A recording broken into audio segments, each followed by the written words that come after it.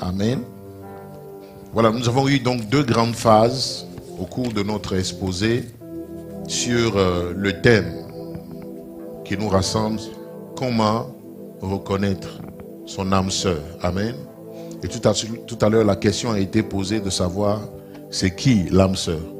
Les réponses qui ont été données sont justes. Amen. Mais nous mettons dans l'âme sœur juste la personne assortie. La personne assortie émotionnellement, la personne assortie spirituellement, d'accord?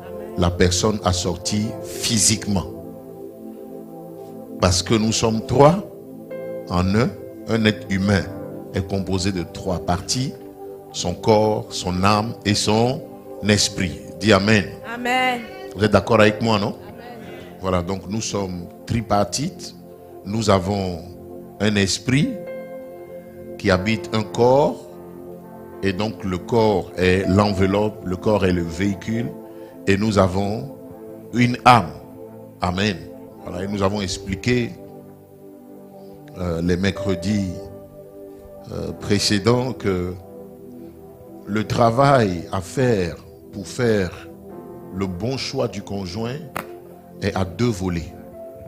Il y a un volet qui est le premier, qui doit être le travail à faire sur vous-même. Ok? Le travail à faire sur vous-même.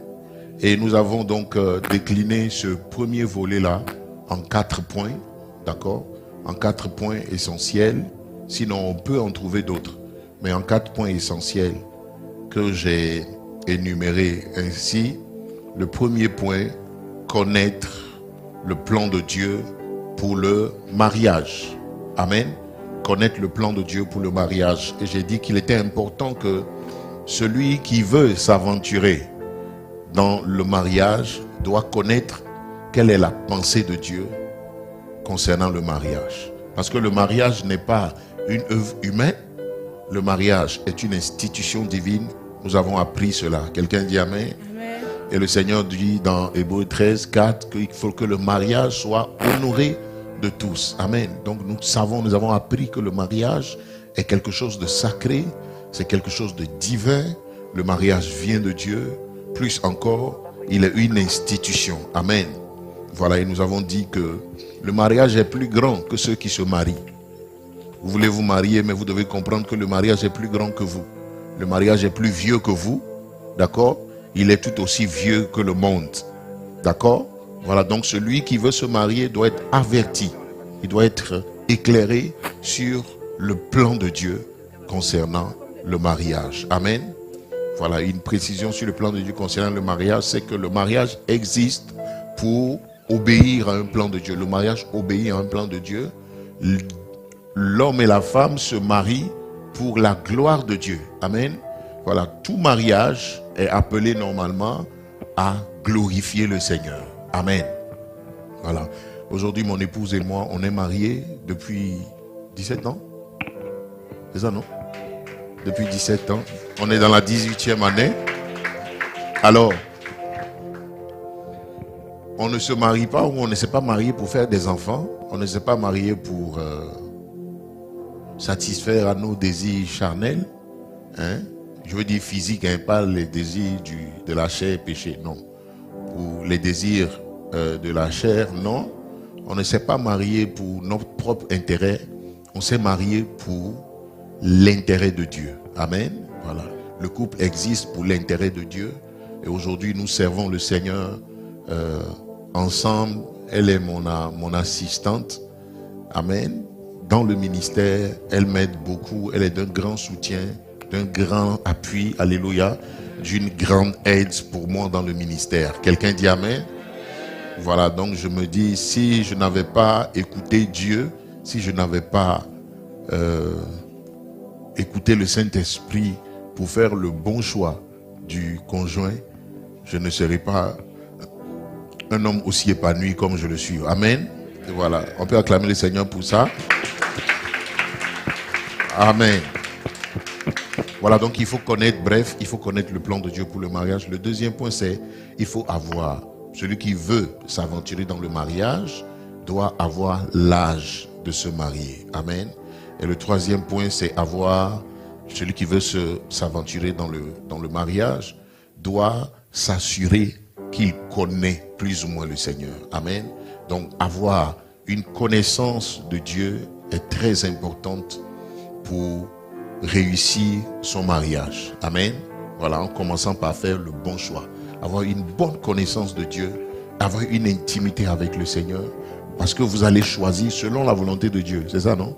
Vous allez choisir selon la volonté de Dieu. Donc il faut connaître Dieu préalablement, connaître donc sa volonté par rapport au mariage, apprendre à écouter la voix de Dieu, à discerner la voix de Dieu des autres voix.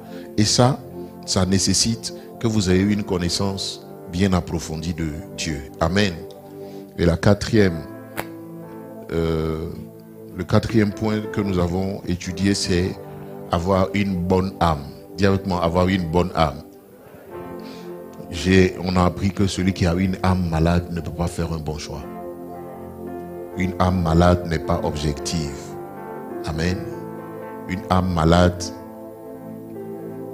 ne peut pas entendre clairement la voix de Dieu.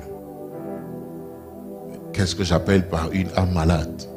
C'est quelqu'un qui a de profondes blessures. C'est quelqu'un qui a des problèmes émotionnels. Vous comprenez? C'est quelqu'un qui a des problèmes émotionnels. Quelqu'un qui a des problèmes émotionnels peut rapidement faire un mauvais choix, tout simplement parce que cette personne, à cause de ses problèmes émotionnels, ne sera pas à même de discerner la voix de Dieu. Parce que la voix de Dieu est dans votre esprit. Amen. La voix de Dieu n'est pas dans votre âme, elle est dans votre esprit.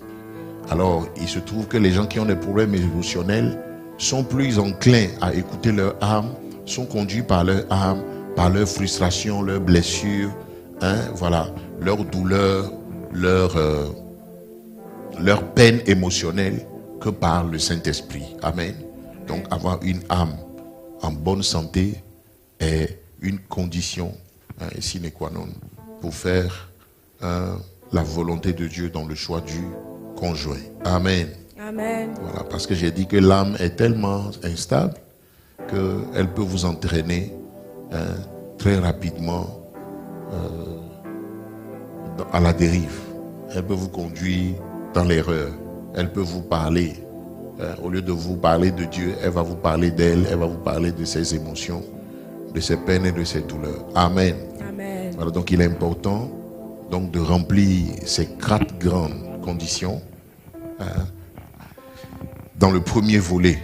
Donc le deuxième volet dont nous avons parlé et que nous n'avons pas vraiment fini. Amen.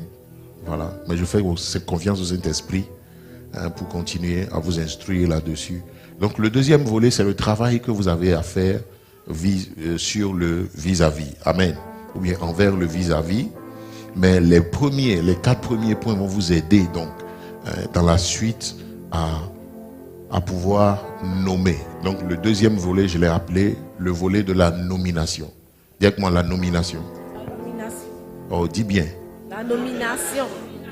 Amen. Voilà, donc nous avons appris dans Genèse le chapitre 2, à partir du verset 18, que l'Éternel Dieu a dit qu'il n'était pas bon que l'homme soit seul. Amen. Voilà. Et Dieu a décidé de faire à Adam une aide semblable. Dis avec moi, l'aide semblable. Donc justement, l'aide semblable, c'est celle que nous appelons l'âme sœur. D'accord? C'est celle que nous appelons l'âme sœur. Et donc cette aide semblable-là, pour Adam qui était Ève, lorsque Adam l'a vue dans Genèse 18, Adam s'est exclamé tout de suite, voici cette fois-ci celle qui est os de mes os et chair de ma chair. Et Adam l'a nommée aussi Ève. Il dit, on l'appellera femme parce qu'elle a été tirée de l'homme. Amen. Donc, au réveil d'Adam, Adam a reconnu que la femme que Dieu était en train de lui présenter était sortie de lui. Qui est-ce qui lui a dit cela? Comment le savait-il? C'est là le challenge. Ok?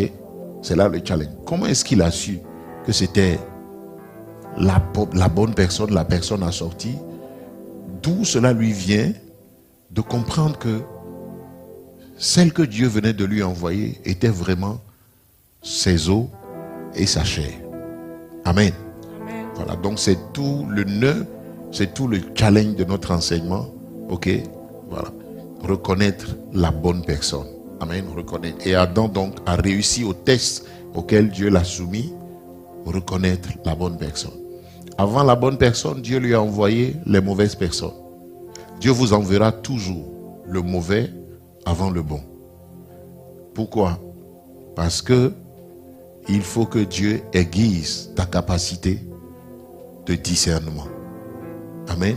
Donc les mauvaises personnes que Dieu envoie vont vous aider à aiguiser votre capacité de discernement. Et cela par le Saint-Esprit. Amen. Amen. Voilà. Je prie que ta capacité de discernement soit aiguisée. Amen. Adam a eu le bon discernement parce que il n'a pris aucun des animaux comme étant son âme sœur. Quand vous voyez son exclamation, cela voulait dire que Adam a cherché parmi les animaux une âme sœur. Il n'en a pas trouvé. C'est pourquoi il a dit, cette fois-ci, c'est la bonne. Je prie que quelqu'un arrive à ce niveau-là où il dit, cette fois-ci, c'est la bonne. Amen. Amen. Voilà, cette fois-ci, c'est la bonne. Amen. Donc, avant que Adam ne déclare ce qu'il a déclaré, il n'avait fait aucune déclaration à personne.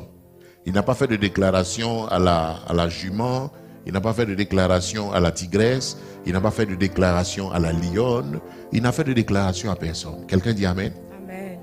Ça dénote de la maturité d'Adam, à ne pas se tromper, à ne pas prendre une guenonne pour une âme sœur. Il a cherché et il n'en a pas trouvé. Amen. Pourquoi il n'a pas trouvé? Il n'a pas trouvé aussi parce que Adam savait ce qu'il cherchait. Et ça tient de la maturité. Vous cherchez quelque chose que vous connaissez, d'accord? Vous cherchez quelque chose que vous connaissez. Alors, on ne peut pas reconnaître quelque chose qu'on n'a pas connu d'avance. C'est ce que j'ai dit, non? Voilà, donc vous cherchez quelqu'un que vous connaissez. Vous la connaissez où? Vous la connaissez parce qu'elle est sortie de vous. C'est cette assurance que vous devez avoir, que la personne que vous cherchez là, elle est sortie de vous. Amen. Et vous devez être rassuré parce que quand vous allez la voir, vous allez la reconnaître parce qu'elle est sortie de vous et vous connaissez cette personne. Amen. Amen. Voilà, donc chacun de nous a le cliché de son âme sœur à l'intérieur de lui, consciemment ou inconsciemment. C'est pourquoi parmi plusieurs, tu vas finir par trouver la bonne personne. Pourquoi? Parce que la bonne personne là, elle est en toi, tu la connais. Dis Amen. Amen. Voilà, donc voilà les rappels que je voulais faire. J'ai insisté mercredi dernier sur le fait que le point essentiel, quand je parlais du fait que nous sommes trois en un, j'ai insisté sur le fait que les trois personnes de notre être ont une façon d'aimer. Et il faut que les trois parties ou les trois personnes de votre être, c'est-à-dire votre corps, votre âme et votre esprit, soient satisfaits dans le choix que vous allez faire.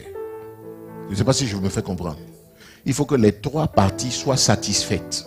Il faut que la chair, le corps soit satisfait dans l'expression de son amour. Hein? Voilà, il faut que le corps soit satisfait. Il faut que l'âme soit satisfaite. Et il faut que l'esprit soit satisfait. Amen. Et nous avons donc appelé l'amour du corps Eros. Donc c'est l'amour Eros. Hein? L'amour de la chair, c'est-à-dire, je l'aime comme elle est courte là. Je l'aime comme elle est claire. J'aime la manière dont elle parle, sa voix est suave, sa voix est douce, j'aime ça. J'aime comme ses yeux sont. Elle a de grands yeux, j'aime ça. Ok? Voilà, ça c'est le corps. Elle est mince, j'aime. Elle est grosse, j'aime. Vous voyez, non? Il y en a qui aiment les grosses femmes.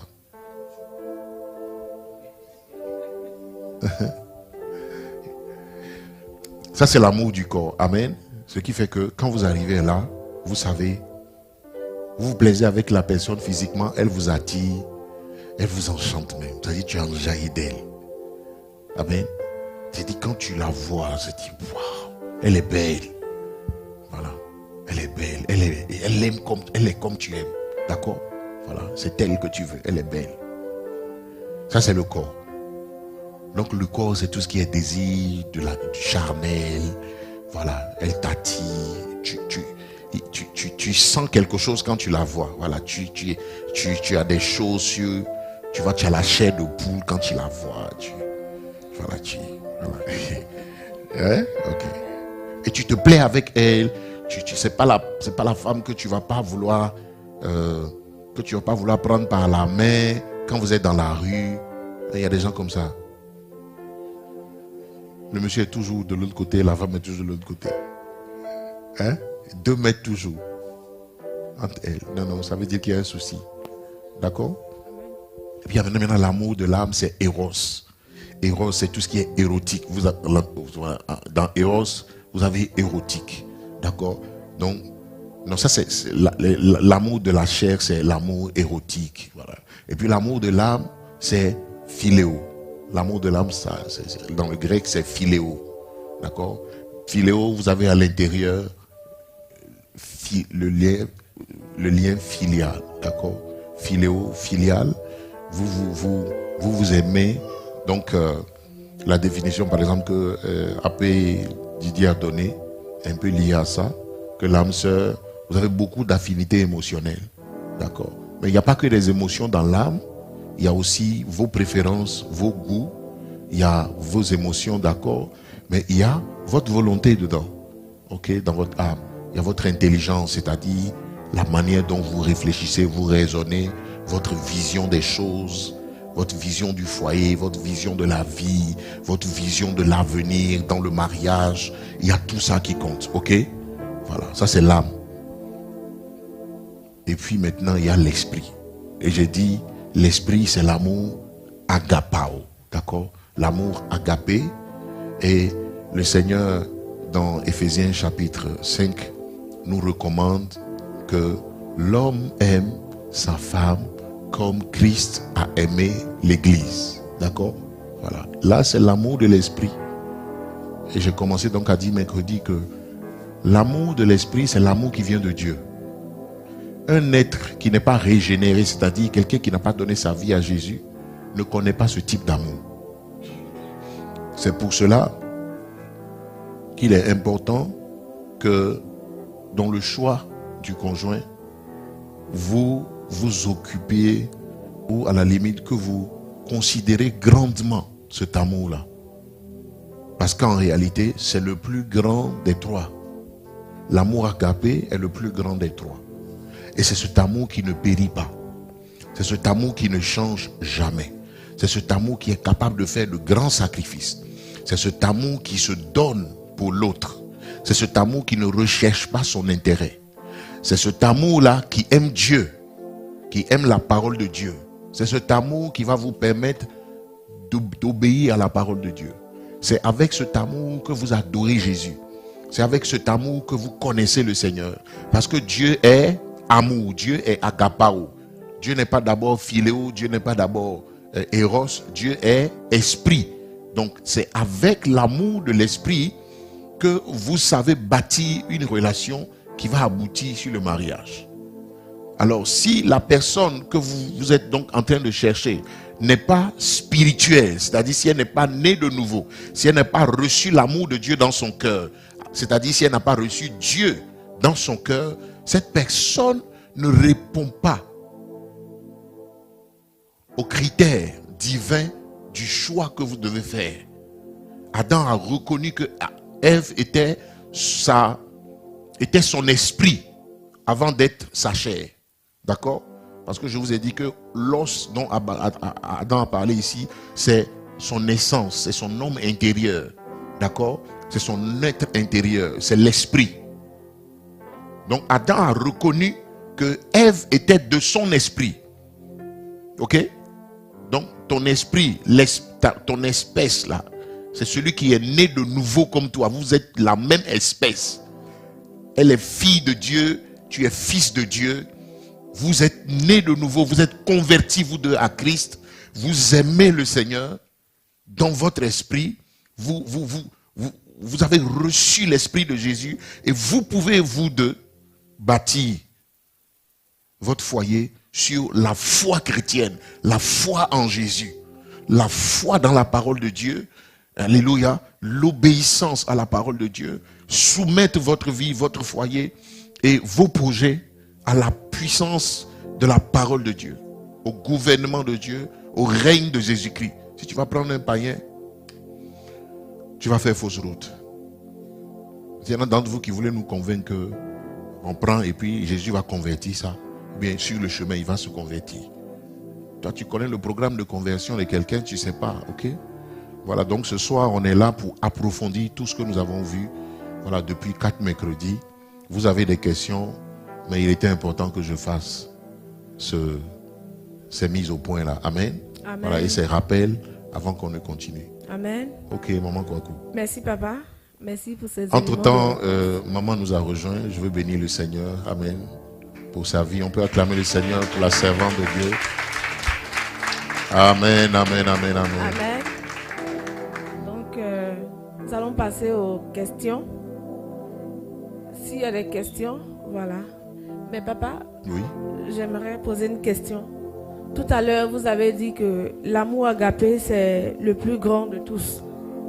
Voilà. Est-ce que ça dit que c'est cet amour-là qu'il faut privilégier à lui seul? Est-ce que ça suffit, c'est suffisant de privilégier cet amour-là seul? Ou bien... Non, non, c'est pas. Il faut le privilégier. Mais en tenant compte du fait que les autres sont aussi importants. Parce que on est... En tenant compte du fait que les autres sont aussi importants. Voilà. Mais l'amour de l'esprit est plus grand. L'amour de l'esprit est plus grand parce que c'est cet amour-là qui fait des sacrifices. L'amour de l'âme ne fait pas de sacrifices. L'amour de l'âme ne meurt pas, ne meurt pour personne. Alors que la Bible dit qu'il faut que le mari aime sa femme comme Christ a aimé l'église au point de donner sa vie. Ok?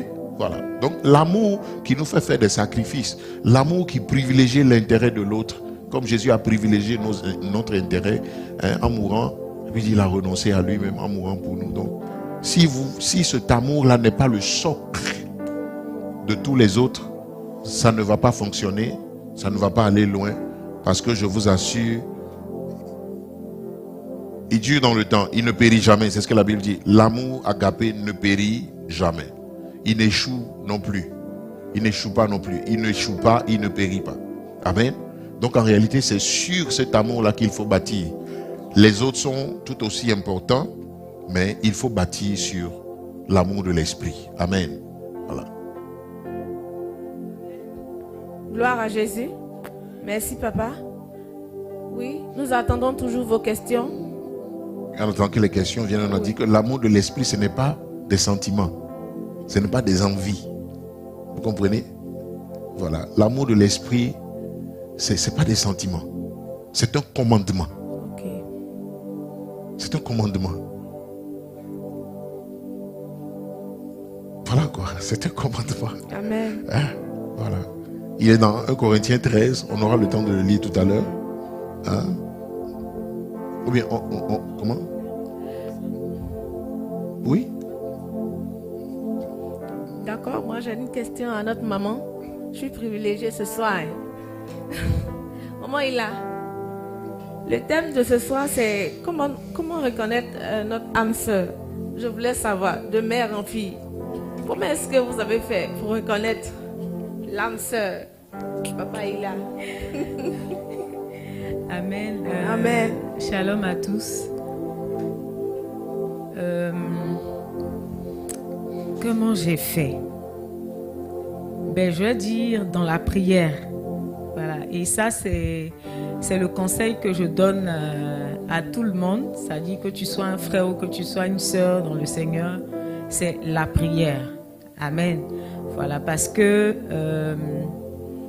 je dis, quand le frère a commencé à faire ses avances et autres, je l'ai carrément, mis de côté, je l'ai carrément chassé. Vous voyez? Donc ça, je veux dire, c'était peut-être ma chair. Voilà, parce que je voulais pas, pour moi, c'était pas normal que, quelqu'un avec qui je parlais de tout et de rien, vienne se pointer un matin pour me dire, voilà, tu me plais, je veux de toi, et patati et patata. Voilà, donc j'ai dit, non, ça marche pas. Donc tu étais là, en fait, c'était ça tes intentions. Voilà. Donc après, je suis allée dans la présence du Seigneur. J'ai commencé à prier le Seigneur.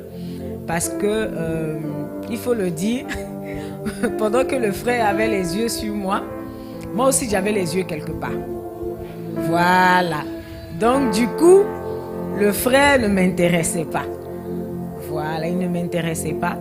Et j'ai dû aller en fait avec les 2 personnes devant le Seigneur.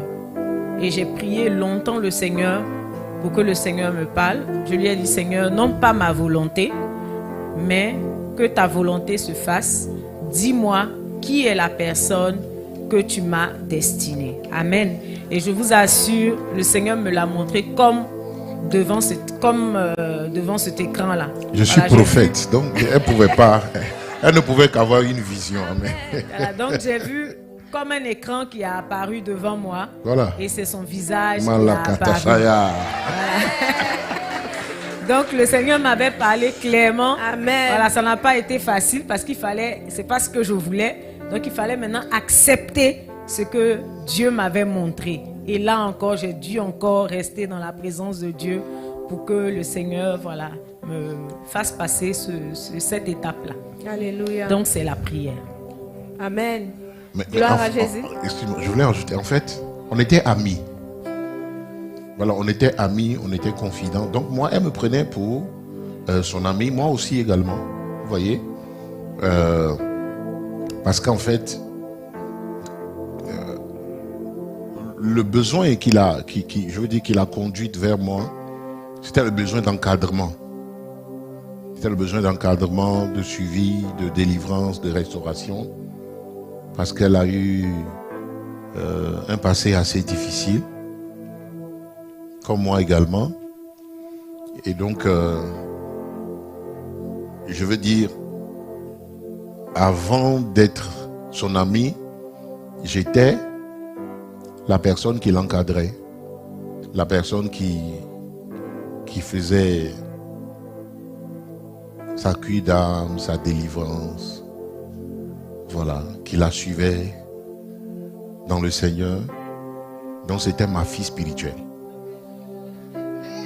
Voilà. Et puis après, il y a eu des affinités qui se sont créées et on est devenus très proches, on est devenus amis. Voilà. Et je la comprenais beaucoup, elle me comprenait également.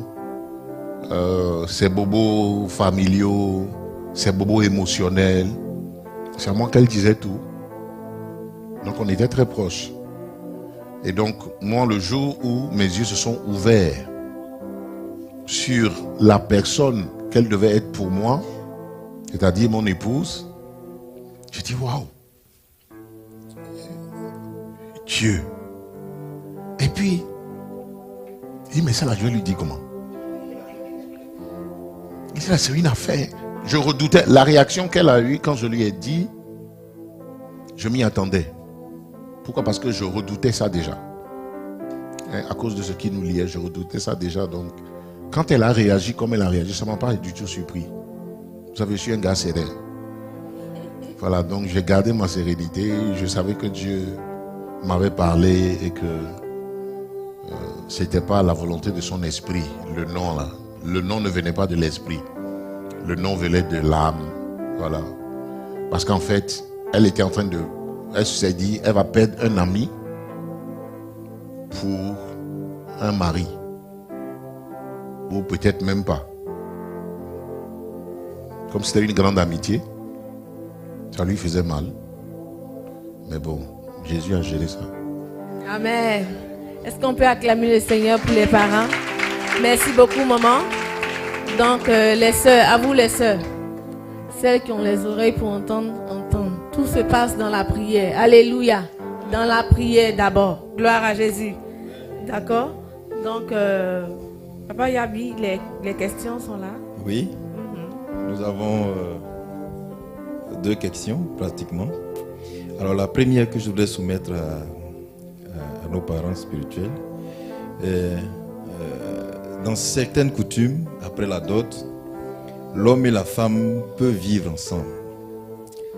Alors, la personne dit que cependant des frères en Christ lui ont dit que c'est un péché de vivre avec la femme après la dot. Et il voudrait savoir pourquoi.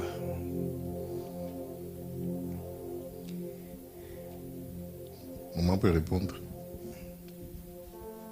Parce qu'on a été confrontés à ça, nous aussi. Bon, en fait, je m'occupais du pianiste, je n'ai pas très suivi. Ok, donc je reprends. Alors, le frère ou la soeur qui a écrit, qui a donné sa question, c'est, elle dit comme ça que dans certaines coutumes, après la dot, l'homme et la femme peuvent vivre ensemble. Mais cependant, après des échanges avec des frères en Christ, on lui a dit que c'est un péché de vivre avec la femme après la dot. Pourquoi? Bon, c'est un péché parce que la dot n'est pas le mariage. La dot est le commencement du mariage. En tout cas en Côte d'Ivoire. Et en fait, vous savez, la volonté de Dieu, elle varie juste selon les circonstances et l'endroit où on est. Vous allez voir par exemple que en termes de tenue vestimentaire, il y a des endroits où les hommes portent des jupes. En Écosse là, voilà, il y a une culture où les hommes là, ils sont habillés, ils portent des jupes.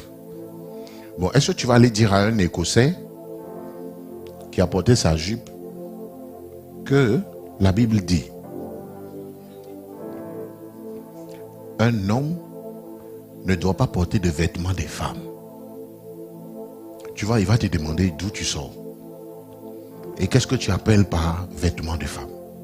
Donc, le vêtement de femme peut varier d'une culture à une autre. Voilà, d'une nation à une autre, d'un peuple à un autre. Voilà, le peuple écossais, chez le peuple écossais, les hommes portent des jupes. Voilà. En Côte d'Ivoire, si tu sors ici à une jupe, mais bon, il y a un tissu qu'on appelle l'écossais. Même si c'est tissu écossais que tu as pris pour porter, dans le tissu que tu as cousu ta jupe, si tu es un homme et que tu sors d'un carrefour ici, à une jupe, tu vas choquer tout le monde. Pourquoi? Parce que chez nous, on ne porte pas, un homme ne porte pas de jupe. Ok, donc je veux dire, si vous allez au Ghana ici, la dot est reconnue par l'État ghanéen. La loi ghanéenne reconnaît la dot comme étant un mariage légal.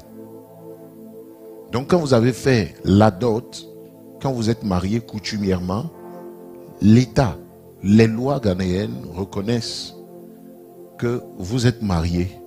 Donc je veux dire, la dot est un mariage légal au Ghana. Ok? Et je ne sais plus si c'est au Ghana. Au Ghana, c'est faisable aussi, mais aux États-Unis, les pasteurs, selon la loi, ont l'autorité de marier les gens. Pas de célébrer, pas de bénir un mariage seulement, mais de marier. Donc le mariage religieux aux États-Unis est un mariage reconnu par la loi, c'est légal. Bon, en Côte d'Ivoire, là, la dot, là, ce n'est nulle part dans nos tests. Donc, ce n'est pas un mariage.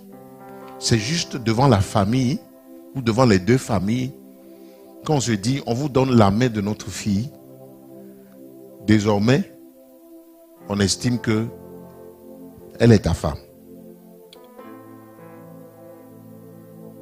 Alors que la parole de Dieu souligne aussi qu'il faut que nous soyons soumis aux autorités. Ok? Voilà. Donc, le mariage que l'autorité en Côte d'Ivoire reconnaît, la loi reconnaît, c'est le mariage qui se fait à la mairie, à l'état civil, devant le maire. Quand vous vous unissez, ce mariage, il est reconnu par la loi.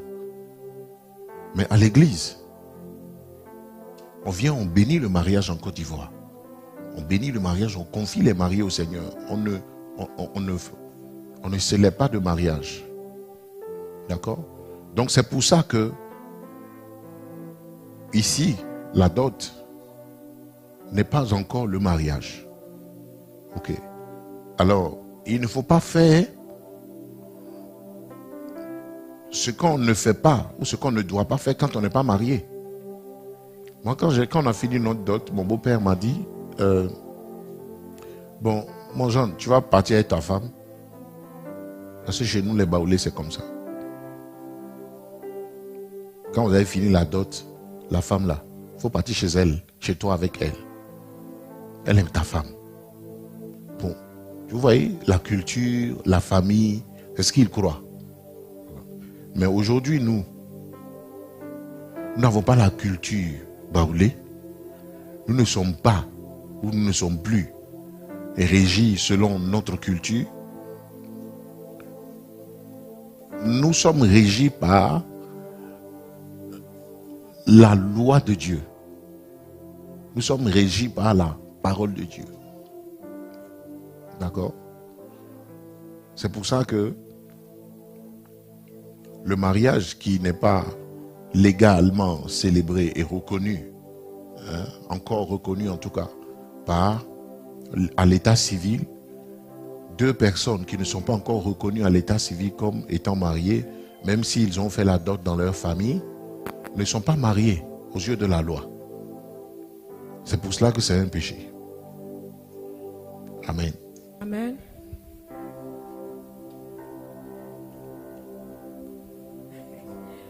Ok, je voulais ajouter quelque chose et aller peut-être un peu plus loin aussi. Donc déjà, comme le pasteur l'a dit, c'est un péché. Et puis l'autre chose, c'est que ça a été plusieurs fois prouvé. On a eu plusieurs témoignages de personnes qui ont vécu cette sorte de situation-là, qui après la dot, voilà, parce que soit par encouragement des parents, ont décidé de rejoindre le frère, voilà, pour vivre ensemble. Et on a vu ce que ça a produit après. Voilà. Après, soit le frère, à un moment donné, parce que, je dirais, entre guillemets, peut-être a eu ce qu'il voulait, à un moment donné, il désiste. Voilà, parce que ils savent, je dis pertinemment, et les gens le disent. Ils disent, de toute façon, tu n'es pas ma femme. C'est la dot seulement qu'on a faite. Donc, ça veut dire que ils savent que la dot, là, ce n'est pas le mariage. Ça dit, ce n'est pas le but, en fait, final. Voilà, qu'il y a une autre étape, en fait, à atteindre d'abord. Et aujourd'hui, la vérité est que lorsque vous vous retrouvez devant les autorités, même si on demande, parce que les gens ont pour habitude de dire ma femme, sans avoir marié la personne. Donc, quand la personne présente quelqu'un, il dit, ah, je te présente ma femme. Bon, ma femme, par moment même ma femme là, c'est ma femme, un terme qu'on utilise, il n'y a même pas eu cococo. On dit c'est ma femme. Il n'y a pas eu de dot, c'est ma femme. Il n'y a pas eu de mariage légal, ma femme. Bon, finalement, il y a une confusion. Vous voyez, il y a une confusion. Donc, si tu te retrouves même devant les autorités et que tu dis, voici ma femme, on te demandera à quel moment tu l'as épousée. Donc, elle n'est pas ta femme, elle n'est pas Madame Tan. Donc, même la dot ne te donne pas d'être Madame Tan. On peut t'appeler Madame Tan, mais quand on va regarder dans les documents, on va regarder regarder là où il faut, eh ben, on ne te retrouvera pas là-bas. Vous voyez, on ne te retrouvera pas là-bas. Donc, vraiment, je n'encourage pas. Voilà, je n'encourage pas. Attendez, si le frère a pu attendre, si vous avez pu attendre des années jusqu'à la dot, allez jusqu'au bout. Faites ce qu'il y a à faire, voilà, dans la légalité, dans les normes, pour recevoir la bénédiction qu'il faut. Alléluia. Voilà, pour recevoir la bénédiction qu'il faut. Donc, comme le pasteur l'a dit, moi, ça a été mon cas. Quand on a fini la dot, mon père m'a approché. Il a commencé à me poser des questions. Mais pourquoi est-ce que tu ne vas pas chez ton mari et tout ça? Et je lui ai dit, non, voici ce que la Bible dit et tout ça. Donc, je lui ai présenté la parole de Dieu. Je lui ai dit, non, chez nous, ce n'est pas comme ça. Que après la dot, je ne peux pas aller chez lui. Qu'il faut qu'on fasse le mariage légal d'abord. C'est après le mariage légal que je pourrais aller vivre avec lui. Et quand j'ai expliqué, il a compris. Et donc, je suis restée chez mes parents jusqu'à ce qu'on fasse le mariage légal. Amen. Alléluia. Ce que je veux souligner, c'est dire, vous savez, c'est tellement ancré en nous, dans nos mœurs, que lorsque vous vous convertissez, vous devez convertir votre cœur, convertir votre mentalité pour pouvoir faire la volonté de Dieu. Quand elle parle de son père, ce n'était pas un villageois, hein? C'était un intellectuel. C'est quelqu'un qui a fait ses études supérieures à l'extérieur du pays. Il avait de grands diplômes. Vous comprenez? Mais il était baoulé. Voilà. Donc malgré son instruction, malgré son grand niveau intellectuel, voilà le raisonnement qu'il a tenu à sa fille. Vous comprenez? Il n'était pas né de nouveau, donc c'était normal. Voilà, c'était normal. Donc c'est comme ça qu'on fait chez nous. Mais chez nous là, aujourd'hui, chez toi, c'est dans le royaume de Dieu. Aujourd'hui, ton père, c'est Dieu, alléluia. Et aujourd'hui, notre législation, c'est la Bible. Ok? Notre constitution, c'est la Bible. Alors, nous sommes tenus de faire ce que la parole de Dieu dit et non ce que notre culture dit. Vous savez, pour que Abraham devienne héritier de Dieu, héritier de toutes les bénédictions que Dieu lui a promises, Dieu lui a dit dans Genèse 12, il dit, quitte ton pays, quitte ta patrie et quitte la maison de ton père. Amen. Voilà. C'est 3 niveaux de quitter. Quitter géographiquement, quitter émotionnellement, parce que quand on parle de patrie, c'est-à-dire ton amour pour ton pays, ton amour pour ton pays, ton appartenance à ce pays-là, et l'amour que tu as, l'attachement émotionnel que tu as pour ton pays. C'est ça. C'est pour ça que Genèse 12 dit, quitte ta patrie. Maintenant, quand il dit quitte la maison de ton père, ok, donc quitte ta culture. Il faut quitter ta culture. Il faut quitter la coutume.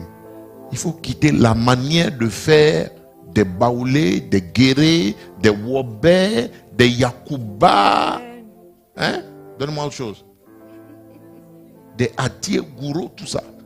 Ce n'est pas mauvais. Tout n'est pas mauvais dans notre culture. Non, nous ne disons pas que tout est mauvais. Mais il y a des choses qui ne sont pas conformes à la parole de Dieu. Amen. Il y a des choses qui ne sont pas conformes à la parole de Dieu. C'est tout ça qu'il faut quitter. Alléluia. Gloire à Jésus. Merci à nos parents pour ces éléments de réponse. Donc nous allons toujours continuer dans les questions. J'ai une question ici, Coach Yabi, si tu le permets. Voilà. Donc il y a un frère qui écrit et il demande que faire lorsque tu approches une sœur pour lui parler, pour lui faire des avances et que celle-ci ne répond plus à tes appels ni à tes SMS sous prétexte qu'elle te texte. Quelle attitude tu dois avoir? Sous prétexte que quoi? Elle est en train de te tester. Tester son amour peut-être. Donc du coup le frère il appelle, il lui envoie des messages mais elle ne répond plus. Mais elle n'est pas sage. Bon. Mais apparemment la sœur dit que c'est pour le tester. Donc elle ne se sent pas harcelée. Elle est en train de tester, ça veut dire elle est en train de mettre elle est en train de mettre le frère à l'épreuve. C'est ça. Mais à l'épreuve de quoi? De quoi? De son amour à elle. Il aime qu'il prouve, je veux dire. Non, mais c'est pas sage, c'est charnel ce comportement. Et elle peut le perdre même. Tu vas le perdre. Si c'est un potentiel mari, tu vas le perdre. Peut-être qu'elle va me dire, non, mais elle fait ça pour voir si ce qu'il dit c'est sérieux. Voilà. Ce qu'il dit est sérieux. Et s'il est vraiment convaincu de ce qu'il veut, et s'il veut vraiment d'elle, il va persévérer. Voilà. Mais moi, je pense que cette soeur se prend de la mauvaise manière. Ok. Et pour le frère donc c'est le frère qui a posé la question. Donc pour le frère qui pose la question, il faut arrêter de l'appeler. Si, il faut arrêter de l'appeler. Ne l'appelle plus. Il faut arrêter de l'appeler. tu vas voir qu'elle va t'appeler. Ou bien, si vous êtes dans la même communauté ici, elle va t'appeler. Amen. Ok. Amen. Non, c'est pas bon, c'est pas la bonne manière de faire. Il faut aller prier. On ne teste pas les gens par ce genre de choses-là. Amen. Le meilleur test, c'est la prière. Va prier pour entendre Dieu concernant ce que le frère dit. Il dit, il veut de toi. Il faut aller demander au Seigneur. Tu ne réponds plus à ses coups de fil. Tu ne réponds plus à ses messages. Tu es en train de les tester. C'est quelle façon de tester les gens? C'est pas comme ça qu'on teste l'amour, hein, ou bien la sincérité de ce que la personne t'a déclaré. Non, c'est pas comme ça. Ok? C'est pas comme ça. Merci, papa. Ok, merci papa. Les questions pleuvent, elles sont très intéressantes.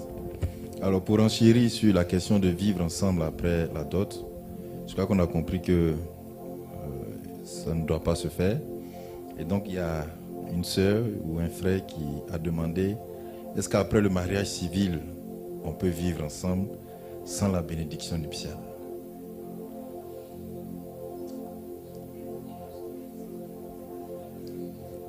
Pourquoi?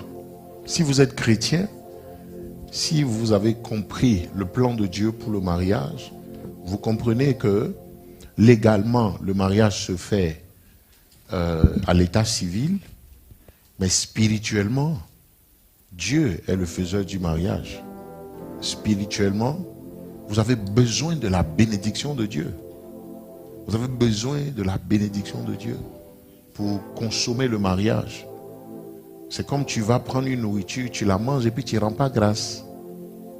Tu peux avaler quelque chose qui va te nuire. Ok? Voilà. Là, tu es chrétien, tu as mangé. Bon, on ne prie pas pour la nourriture parce qu'on craint qu'il y ait quelque chose qui nous nuise là-dedans. Mais on prie pour la nourriture parce que on reconnaît que ce que nous avons nous vient de Dieu. Alors si tu es chrétien et que tu as la crainte de Dieu, surtout si tu as suivi les différentes étapes, le process qui est dans l'église, qu'on a mis en place dans l'église, tu ne peux pas aller faire un mariage civil et te contenter d'aller vivre avec ton épouse après le mariage civil. Ok? Je sais que dans d'autres, je sais qu'ailleurs, on demande aux gens, ailleurs ça se fait, je veux dire ailleurs, je n'ai pas envie de dire où, mais les gens se marient sans faire la phase religieuse parce qu'ils ne remplissent pas un certain nombre de conditions. Alors, ailleurs, on va leur dire, quand vous aurez fini de remplir ces conditions-là, vous allez venir pour le mariage religieux. Ok? Voilà. Vous allez venir pour le mariage religieux. Nous ne croyons pas en ça. Nous croyons que Dieu est l'alpha et l'oméga. Il est le commencement, il est la fin.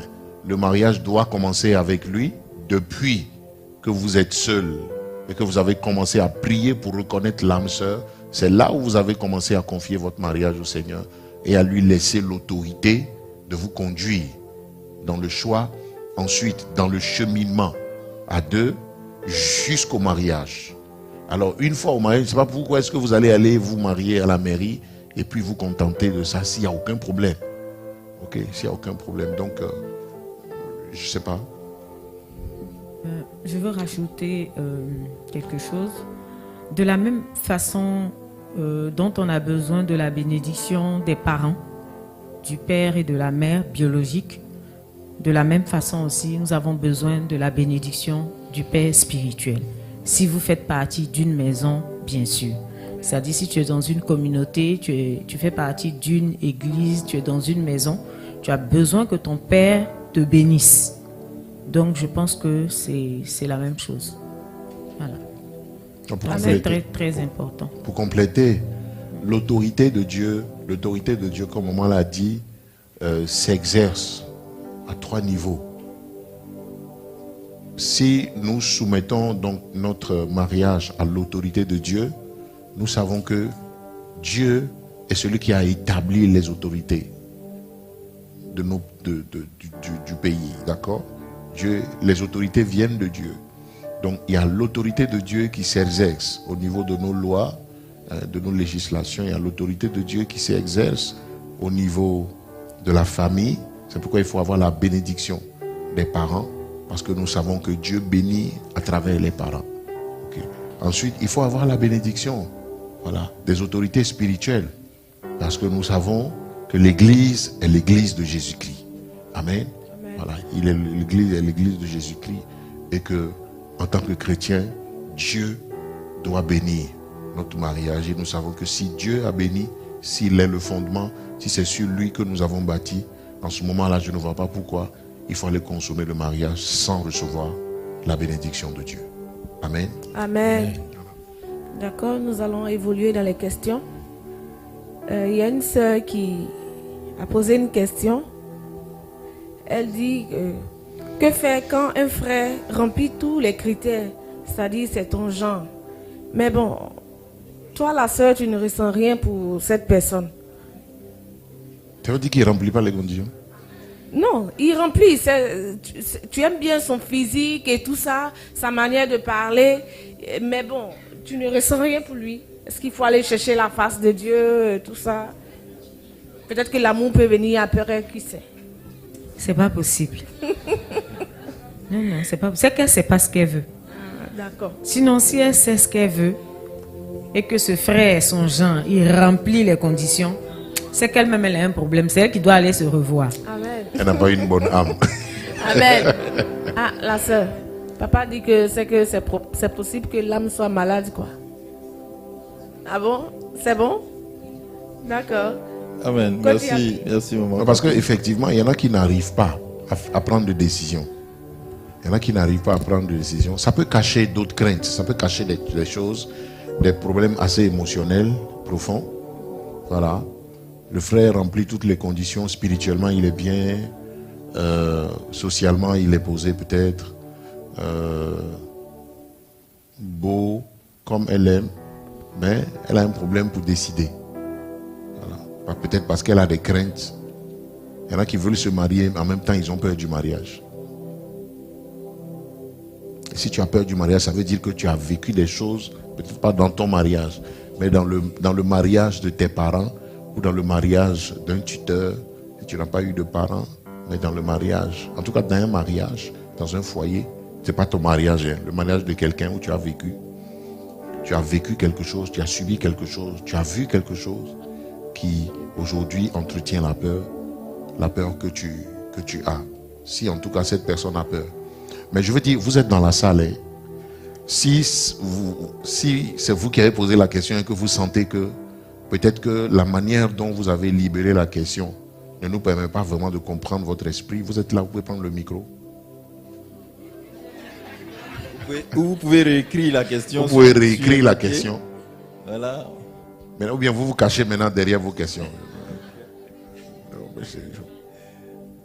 Ok. Alors, je voudrais partager la préoccupation d'un frère ou d'une sœur qui comporte 3 volets. Le premier volet, c'est que la personne voulait savoir est-ce que chaque homme n'a qu'une seule âme sœur? C'est toute sa destinée, toute sa vie. Très très bonne question, très bonne question. Alors, le deuxième volet, c'est est-ce qu'après avoir reconnu son âme sœur, que faut-il faire si l'âme sœur ne vous reconnaît pas vous?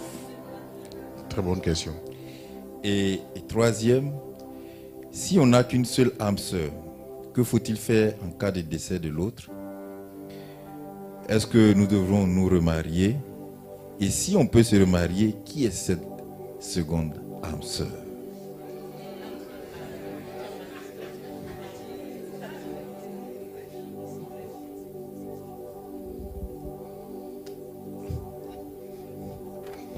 Mais vous êtes autorisé aussi à répondre aux questions. C'est pas que nous. Vous n'êtes pas que des animateurs. Donc, je vais essayer de donner des éléments de réponse. Voilà. Je me dis qu'il n'y a pas une seule âme sœur. La preuve, c'est que quand le conjoint ou la conjointe décède, bon, il y a des frères, il y a des bien-aimés qui se remarient. C'est possible. Très vite même. Voilà. Parce que là, il n'y a plus d'alliance. C'est que la mort qui vous sépare, donc il n'y a plus d'alliance. Voilà, donc on peut se remarier à une autre âme sœur. Donc je pense qu'il n'y a pas une seule âme sœur pour toute la destinée. Bon, je ne sais pas. Non, c'est très juste. C'est très juste. Même dans l'église, il n'y a pas une seule personne qui peut être potentiellement ta femme ou bien ton mari. Voilà. Tu vas voir qu'il y a 2, 3 sœurs qui répondent plus ou moins à ton genre. Maintenant, parmi les 3 là, il y a la volonté bonne, agréable et puis parfaite. Parce que dans le choix, ces 3 niveaux de volonté là existent. Et vous devez travailler avec ça. Vous devez pouvoir fonctionner avec. Il y a des gens qui se marient selon la volonté bonne de Dieu. Il y a des gens qui se marient selon la volonté agréable. Et puis il y a des gens qui se marient selon la volonté parfaite. Voilà, donc vous voyez que donc, au niveau des 3 volontés, il peut y avoir plusieurs potentiels maris ou plusieurs potentiels femmes. Mais c'est à toi de savoir discerner, parce que la Bible dit de nous laisser renouveler dans notre intelligence afin de discerner quelle est la volonté de Dieu. Ok, ce qui est bon, agréable et parfait. Donc le choix parfait existe, mais le choix parfait va vous demander d'aller connaître la volonté parfaite de Dieu pour vous. Il y en a qui n'arrivent pas à connaître la volonté parfaite de Dieu pour eux. Il y en a qui n'arrivent pas à discerner la volonté bonne de Dieu, et agréable, de Dieu. Ces personnes vont se contenter de la volonté bonne. Parce que plus vous êtes renouvelé dans votre intelligence, c'est-à-dire plus vous avez la connaissance de Dieu, l'intimité avec le Seigneur, fusion avec Jésus, mieux vous savez discerner la volonté de Dieu. Mieux vous savez discerner la volonté de Dieu. Alors, si vous êtes dans la volonté parfaite de Dieu, si vous savez naviguer dans les eaux de la volonté parfaite de Dieu, vous pouvez choisir. Vous êtes assez outillé pour choisir la bonne femme ou bien le bon mari. C'est-à-dire la volonté parfaite dans le choix. Si vous ne savez pas naviguer dans les eaux de la volonté parfaite, vous allez descendre dans la volonté agréable. Donc, dans ces eaux aussi, il y a des potentielles femmes ou des potentiels maris.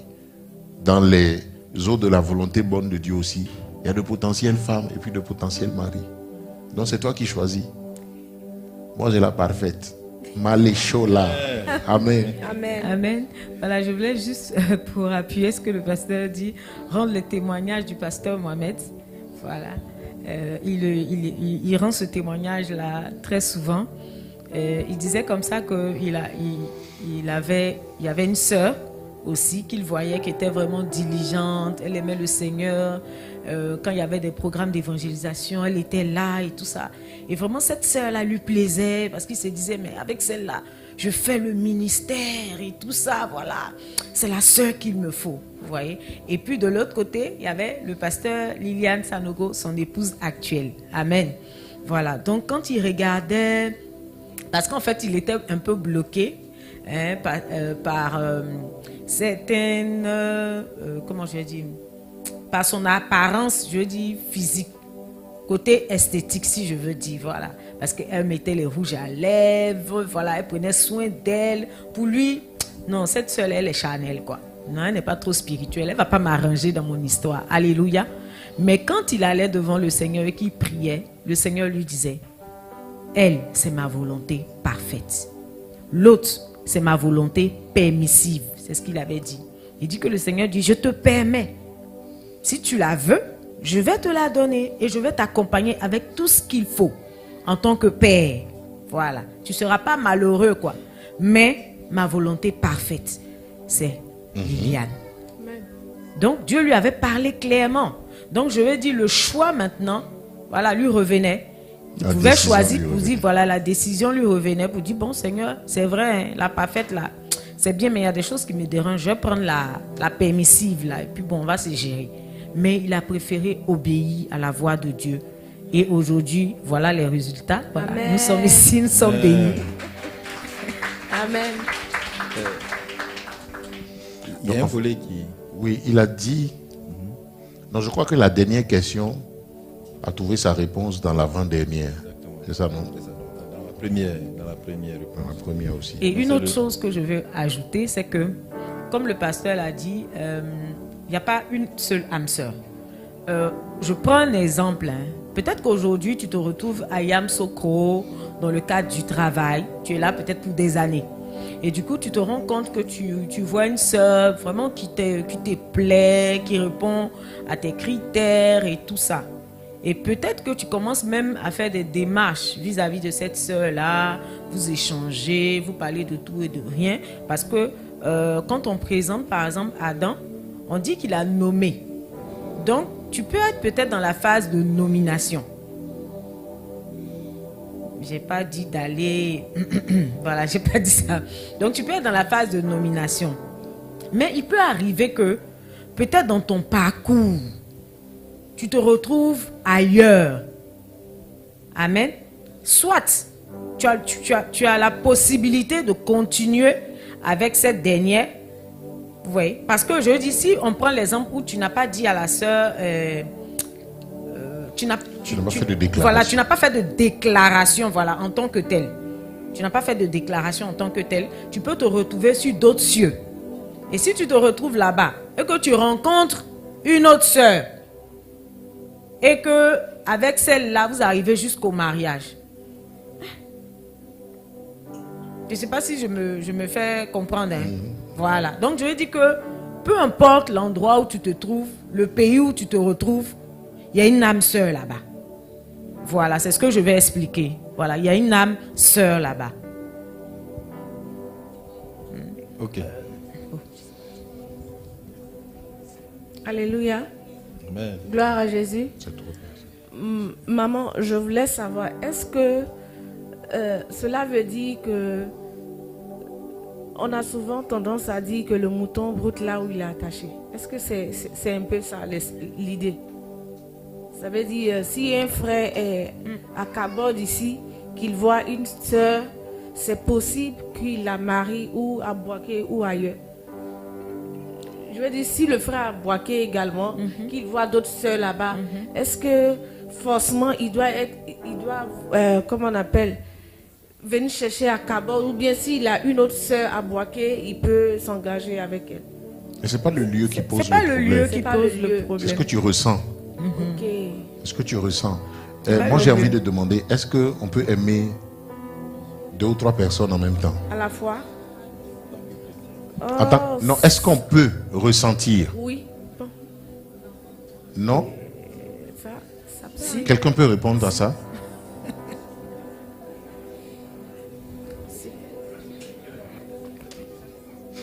On a fait un talk show ici où il y a une sœur qui a posé la question. Elle dit il y a beaucoup. Elle dit il y a beaucoup. Bon, peut-être pas beaucoup, mais il y a plusieurs frères qui l'attirent. Non, c'est ce que tu sens, c'est ce que tu ressens. Maintenant, parmi ceux-là, tu vas prier pour faire le bon choix. Tu vois, non? Voilà, ça ne veut pas dire, bon, de toute façon, tu es la sœur. Mais est-ce que, en tant qu'un frère, par exemple, 2 sœurs dans l'église peuvent t'intéresser en même temps?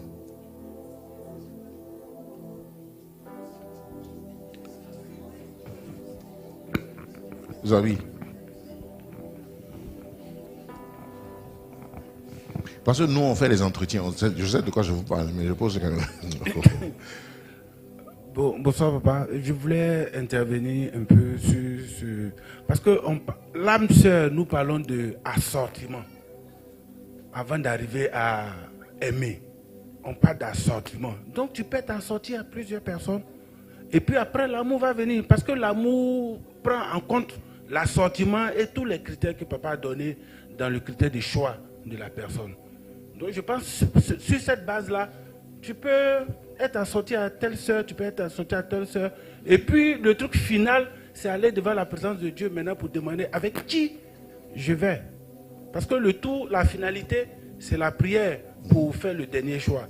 Donc comme l'âme sœur fait partie de, papa dit, c'est l'assortiment avec la personne avec qui vous êtes assorti, vous pouvez être assorti à plusieurs personnes.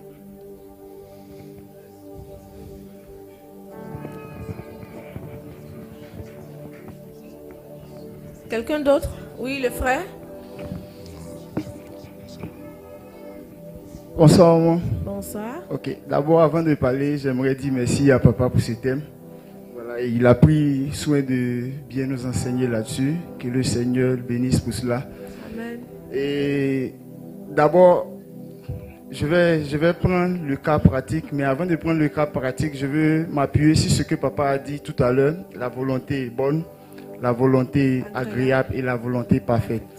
Si je m'appuie là-dessus, c'est possible qu'on puisse aimer, en tant que frère, des sœurs, mais pas au même degré. Okay. Si tu as croisé celle qui a de la volonté bonne, c'est un degré moindre. Volonté agréable à un degré encore plus élevé. Et volonté parfaite à un degré plus élevé. Et dans la pratique, papa, pour être franc, moi, ça m'arrive. Voilà, ça m'arrive et pas au même degré. Voilà.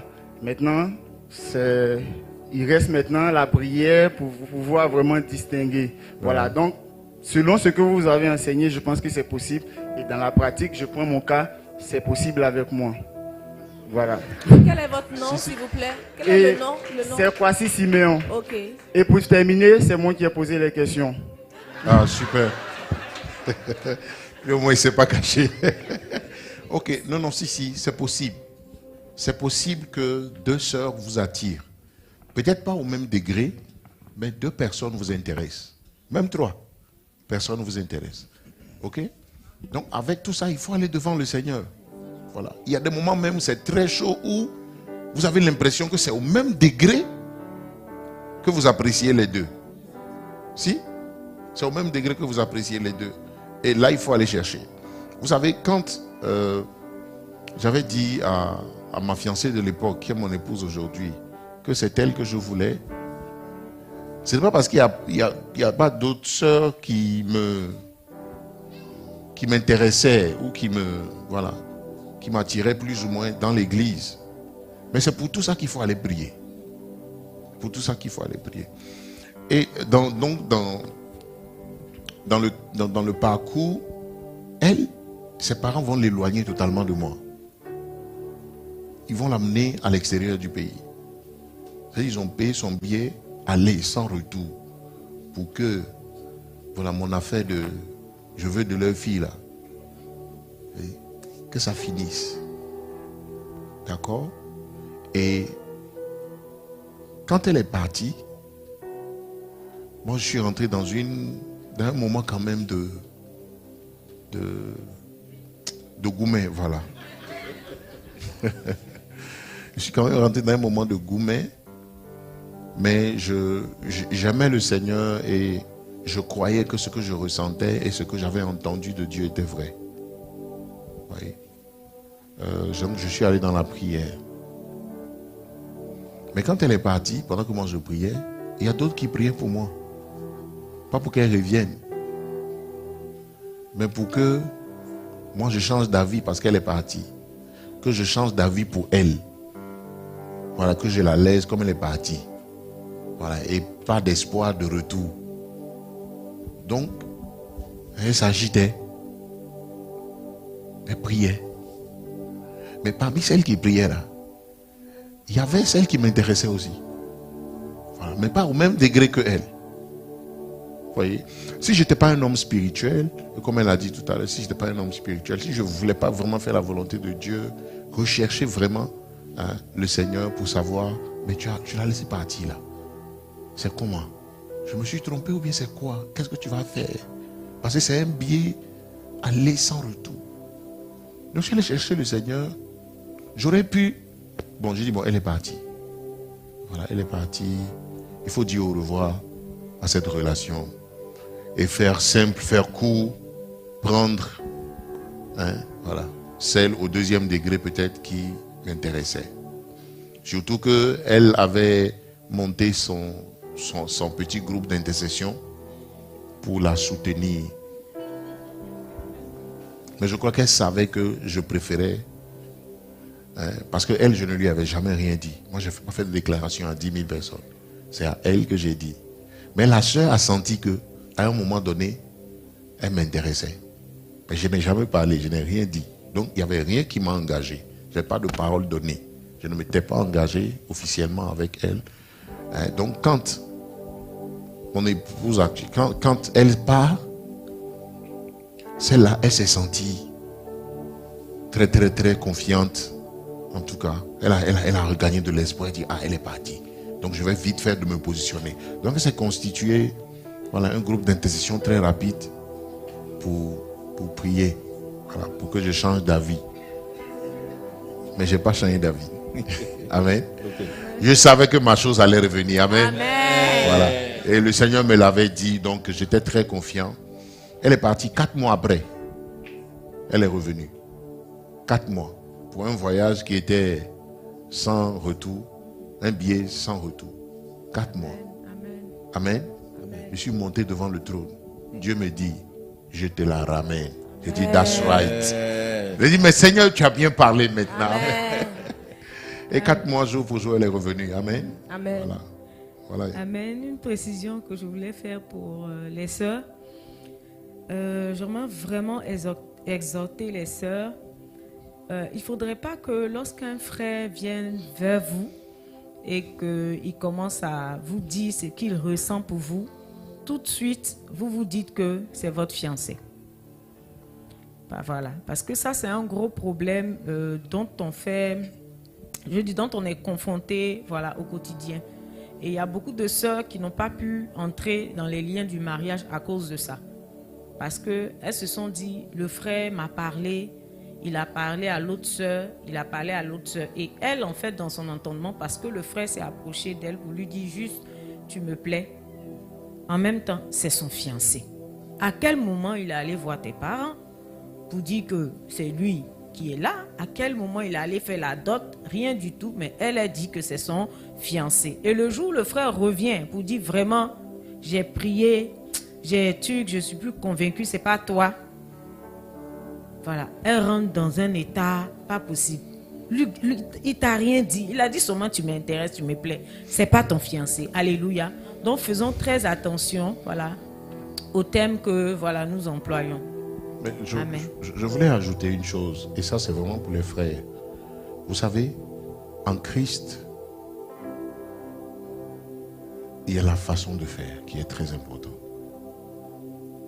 Parce que quand dans le monde vous dites à une sœur, tu me plais, ça a un sens. 2 personnes qui se disent dans le monde, tu me plais, vous savez, tu me plais là, ça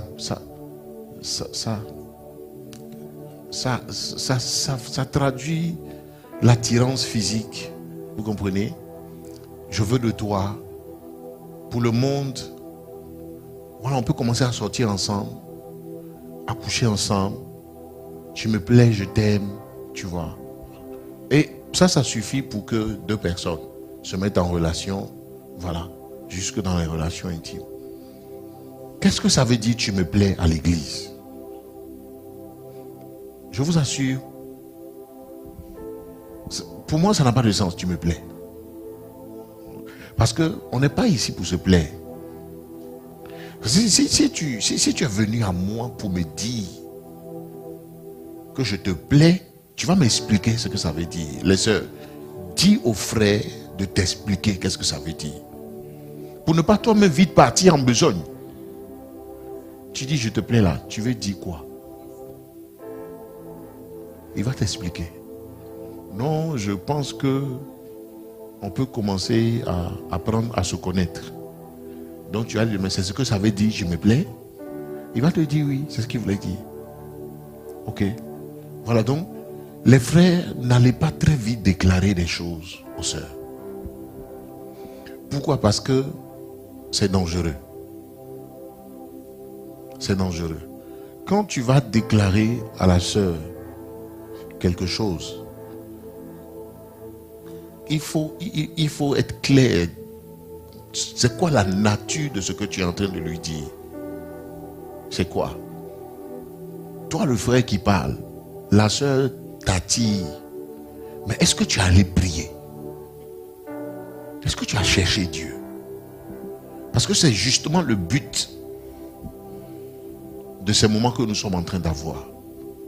Pour que nous fassions les choses selon le Seigneur et non comme le monde fait. Parce qu'en Christ, il n'y a pas de copinage.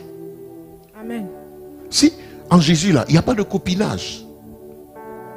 En Jésus, nous pouvons parler d'amitié. Mais en Jésus, là, il n'y a pas de petit ami. Il n'y a pas, c'est mon copain.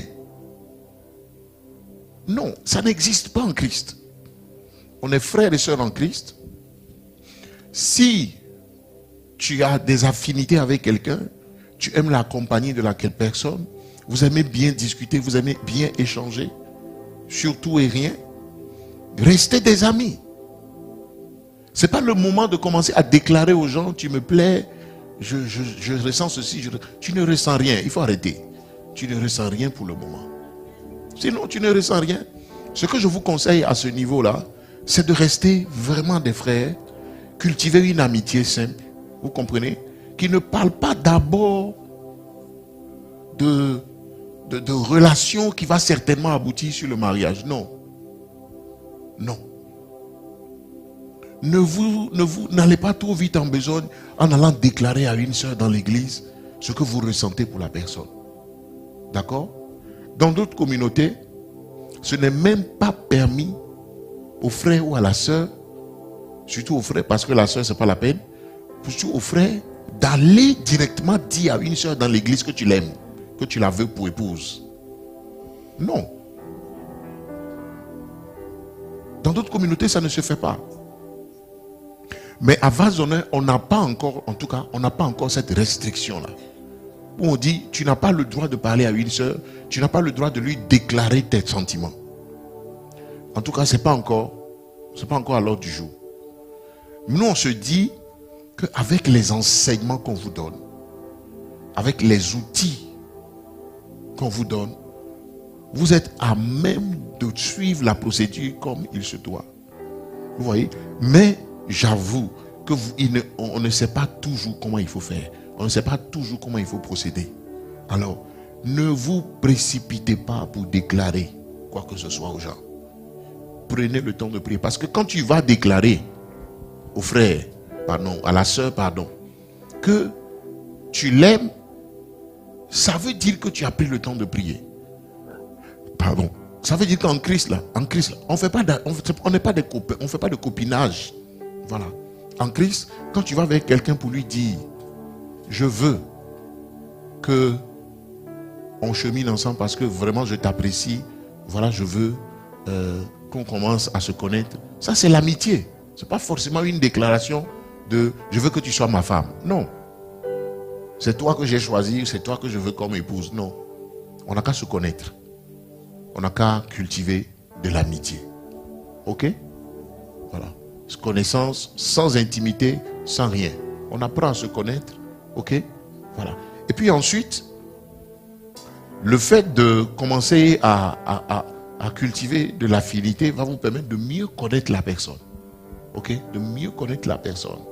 Et ça va vous permettre aussi de mieux éprouver vous-même ce que vous ressentez pour la personne.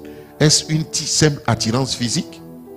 Est-ce que tu aimes cette personne seulement parce qu'elle est très attentionnée, elle est douce? Donc ça, c'est l'âme. Vous comprenez? Ça, c'est l'âme. Elle est douce, elle est gentille, elle est attentionnée, elle est vraiment... Voilà. Il y a un feeling entre vous deux. Voilà. Donc vous avez beaucoup d'affinités émotionnelles, vous avez beaucoup d'affinités dans l'âme. Donc quand vous commencez à aimer au niveau de l'âme, c'est l'amitié. Donc cultivez l'amitié, c'est pas mauvais. Quand quelqu'un t'attire physiquement, franchement, ça ne veut rien dire pour le moment. Il faut aller prier pour savoir si ce n'est pas de la simple convoitise.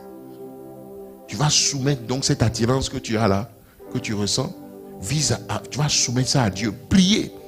Je te conseille même de chasser un démon pour le moment.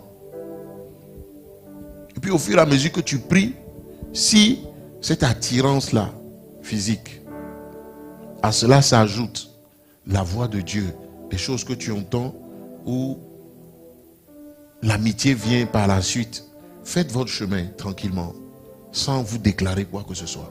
Parce que quand vous déclarez trop tôt les choses, et qu'après, ce n'est pas avéré, vous blessez les gens. Amen. Vous frustrez les gens. Ok?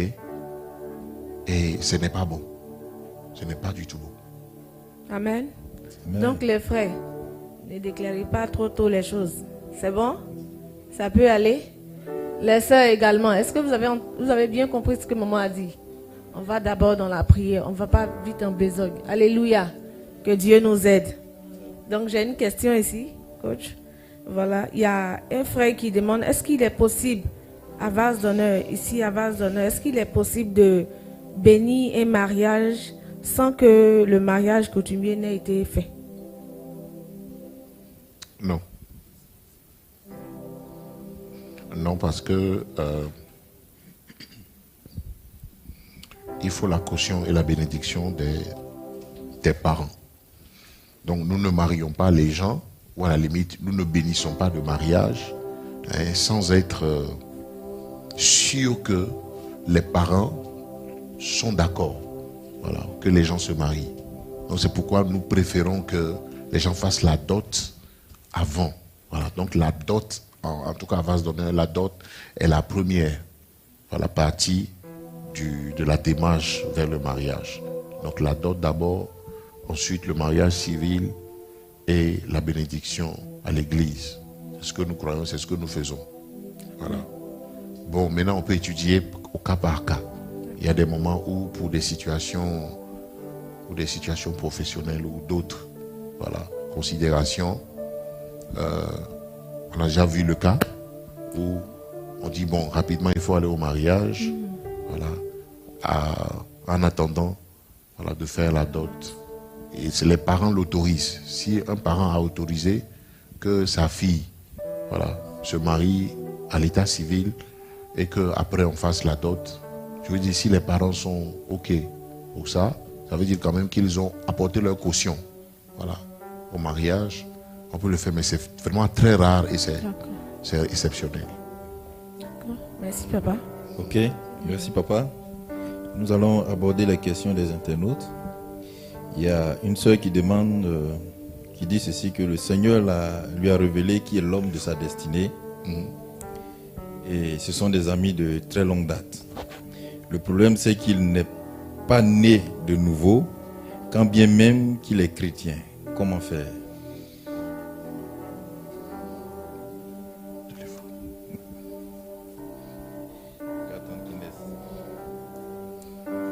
Dieu lui a dit, oui, que le frère est l'homme de sa vie. Le frère est son ami de longue date aussi. Exact.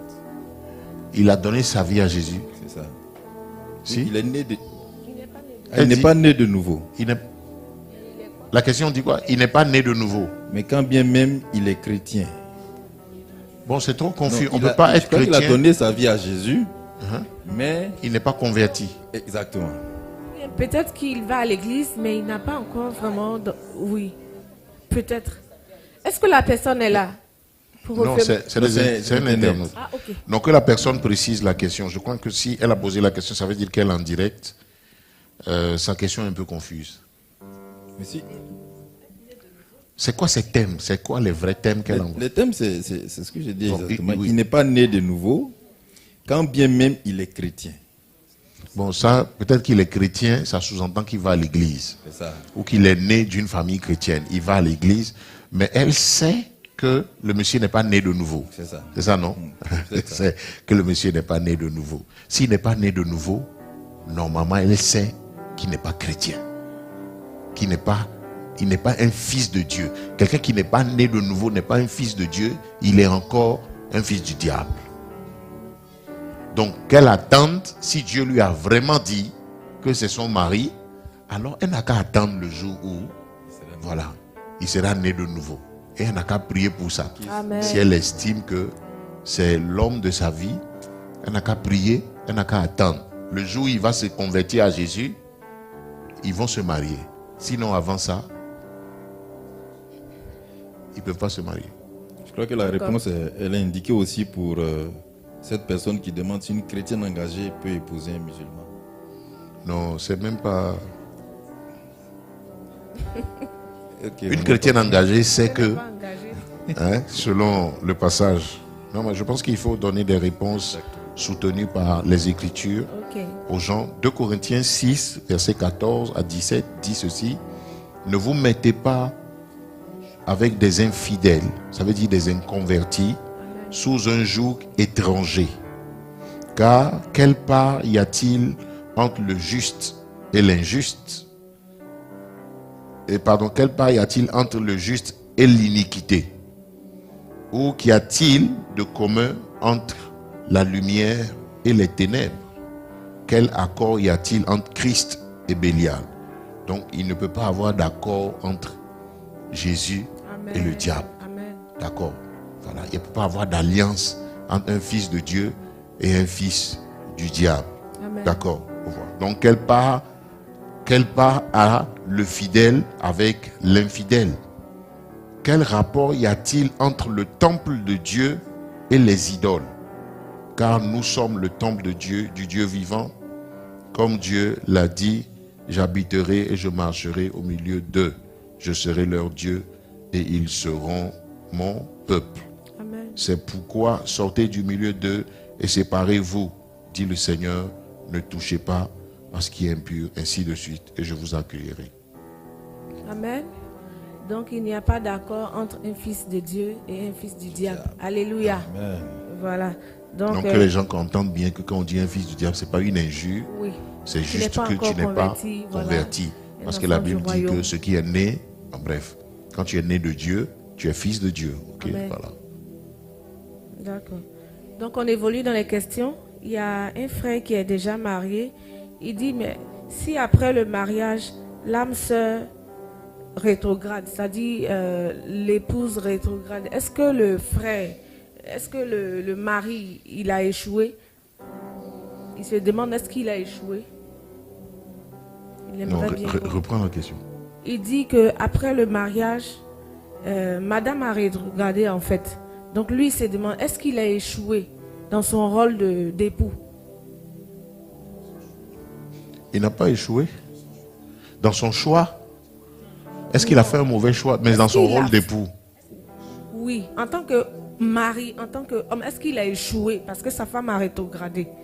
Non, Selon lui, non, je ne vois pas où est l'échec parce que il n'est pas responsable, spirituellement parlant, de sa femme.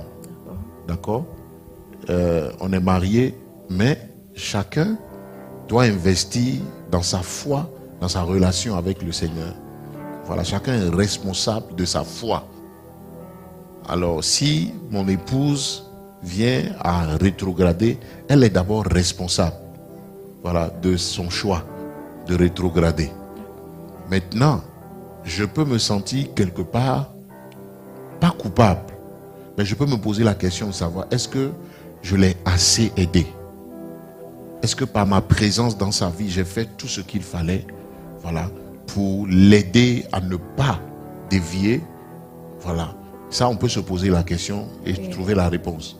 Mais on n'est pas responsable du fait que quelqu'un rétrograde, même si elle est notre épouse ou bien notre époux. Non, on n'est pas responsable. La personne est responsable de son choix. d'accord, maintenant il y a une autre Et personne. donc Dieu ne va pas tenir le mari pour responsable. Voilà. Qu'est-ce qu'il doit faire? Il a la réponse, il va se libérer. Peut-être qu'il a une conscience. Peut-être qu'il y a une voix qui le gronde.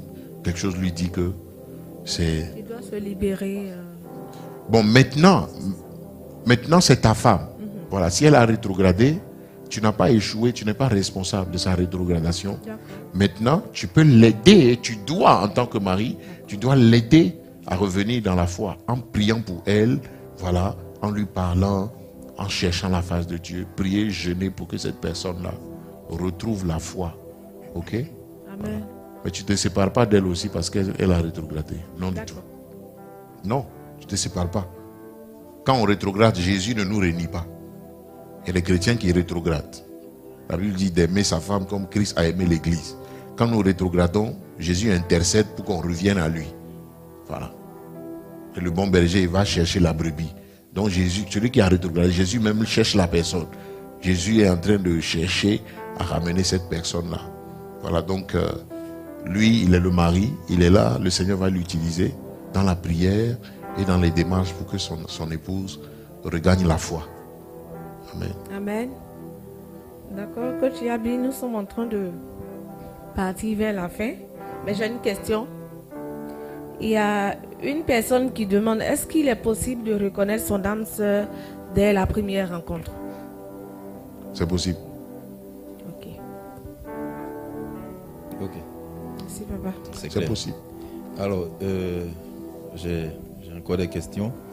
Il y a une sœur qui voudrait savoir quelle est la conduite à tenir pour un homme ou une femme qui, avant de connaître le Seigneur, vit en concubinage et a eu des enfants avec la partenaire qui n'est pas chrétienne. Est-ce qu'il faut répudier cette personne? Ils vivent en concubinage. Ils ont eu même des enfants. Ils ont eu des enfants. Elle est devenue chrétienne. Donc, Et, la femme est devenue chrétienne. et le monsieur, il reste toujours dans sa position. Est-ce qu'il faut qu'elle répudie le monsieur? Ils ne sont pas mariés. Ils ne sont pas mariés. Voilà, ils vivent en concubinage. Ils ont des enfants. Oui. Elle est libre de partir. Elle est libre de partir. Si elle a connu Christ, c'est vrai qu'elle doit prier. Vivre en concubinage, ça veut dire vivre ensemble avec des enfants sans rien du tout, sans mariage, sans rien. Est-ce que le Seigneur estime que parce qu'il y a des enfants, il faut rester dans un foyer qui n'a jamais été en réalité un foyer? C'est pas un mariage, il n'y a pas mariage. Donc les gens qui ne sont pas mariés sont libres de se quitter, même s'il y a des enfants. Si elle, aujourd'hui, en connaissant le Seigneur, décide de faire les choses comme il se doit, elle rentre chez ses parents, elle demande au monsieur, tu viens me marier? Parce que c'est ce que la Bible dit. Si tu veux de moi, tu viens me marier. Mais elle rentre chez ses parents. Ça ne veut pas dire qu'elle a mis fin à la relation. Mais elle peut rentrer chez ses parents et décider que il se marie. Si le monsieur veut, il le fait. S'il ne veut pas, elle peut se séparer. Parce qu'il n'y a pas mariage. Donc je ne sais pas pourquoi deux personnes sont ensemble. Et il y a des moments où, pendant donc qu'on aide les personnes qui vivent en concubinage dans l'église à se marier, on leur enseigne le plan de Dieu pour le mariage. Il y en a qui décident simplement de se séparer parce qu'ils ne se sont pas mis ensemble pour la bonne cause. Ils se rendent compte que ce qui les a mis ensemble, ce n'est ni l'amour, ni Dieu. Donc ils décident de se séparer à l'amiable. Ils décident de se séparer. Parce qu'il n'y a pas mariage. S'il n'y a pas mariage, deux personnes sont libres de se séparer, même s'ils ont fait 10 enfants. Parce qu'il n'y a pas mariage. Parce qu'en fait, il y en a qui se disent, j'ai déjà des enfants avec le monsieur, ça fait longtemps qu'on vit ensemble. Ça veut dire quand même qu'il y a de l'amour. Voilà. Si deux personnes ont vécu des années ensemble, ont fait des enfants, ça veut dire qu'ils s'aiment. Voilà. Ça veut dire qu'ils s'aiment. Maintenant, ils n'ont pas connu Dieu. Si les deux viennent à connaître le Seigneur en même temps, c'est encore facile. Les deux vont très vite faire, voilà, de régulariser leur situation. On a des cas ici.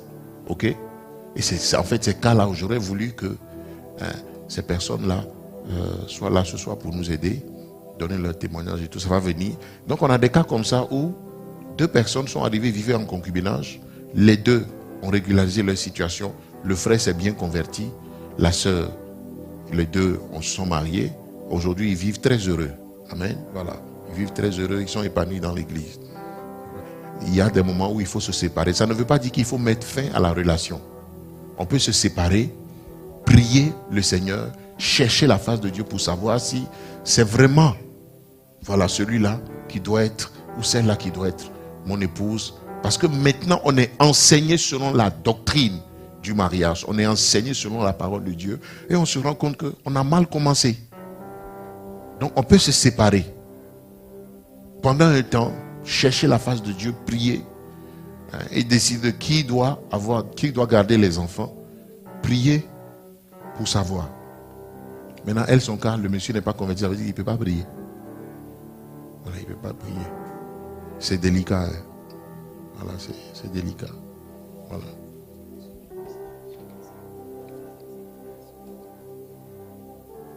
Je pense que pour ce genre de cas, c'est bon d'avoir toutes les informations qui sont autour de l'histoire avant de pouvoir trancher. Parce qu'il y a des cas il y a des cas qu'il faut vraiment régler au cas par cas. C'est pas généralisé. Voilà. Mais il y a des moments où il faut se pencher vraiment sur la situation pour chercher aussi le Seigneur et savoir qu'est-ce qu'il faut faire. Si vous êtes le pasteur de ces personnes-là, vous devez vraiment aller chercher le Seigneur. Voilà. Et ne pas trancher et dire, oh, la parole de Dieu dit, oh, et puis, oh. Non.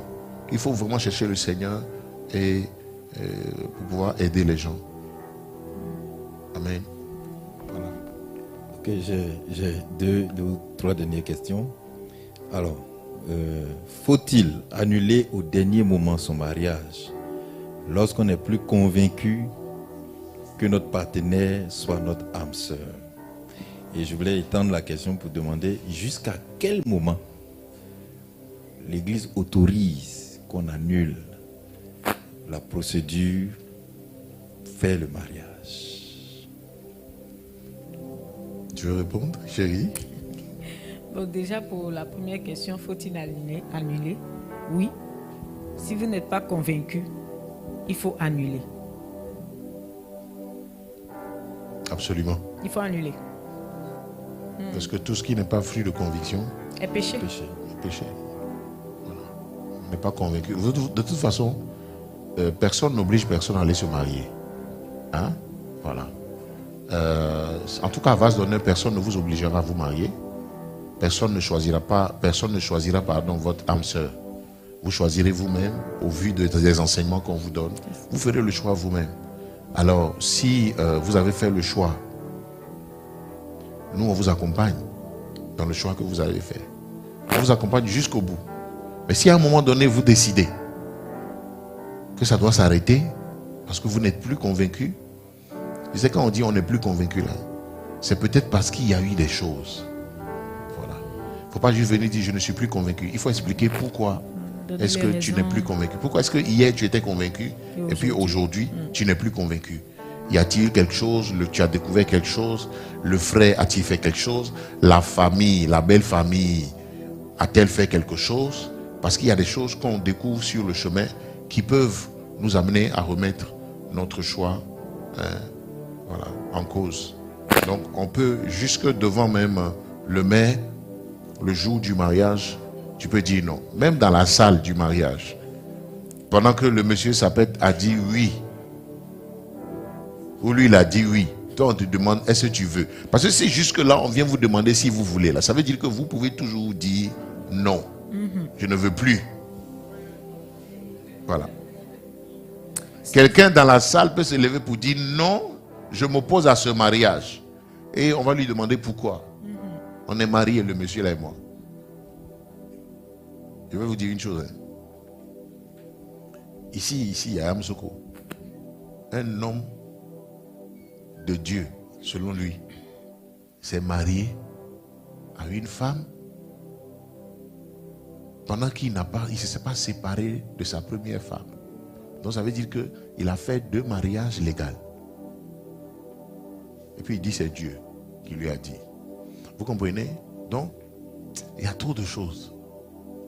Il faut faire attention. Ok, il faut faire attention. L'autre chose, c'est que vous ne vous mariez pas pour les gens, vous ne vous mariez pas pour les autres, vous ne vous mariez pas pour le pasteur, amen, ni pour vos parents.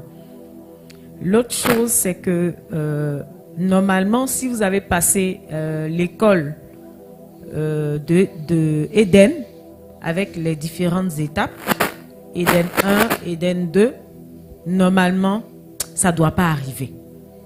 Parce que déjà, dans le parcours, dans le coaching qu'on vous donne, s'il y a des choses, si vous n'êtes pas convaincu, je veux dire, ça va ressortir tout de suite.